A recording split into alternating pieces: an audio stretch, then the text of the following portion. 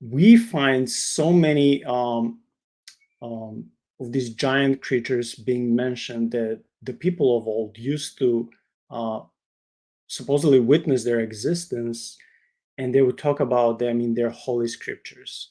For example, on the south of Europe, we have Titans, right? On the north of Europe, we have trolls.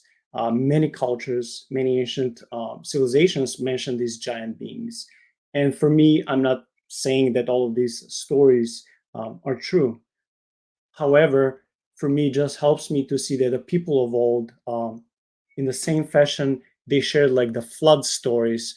So many civilizations had similar flood stories.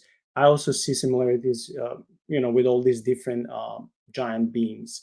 What is your thought about all these extra biblical sources when it comes to, mythologies? Yeah, as I mentioned a moment ago, I think all of this stuff comes from a common core of truth, because we have this real thing that happened in our real world that was the subject of human experience. And from there it comes down to interpretation and agenda.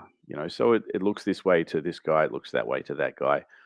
And then you've got people recording these things and they want to use the stories in order to further a particular point that they want to make.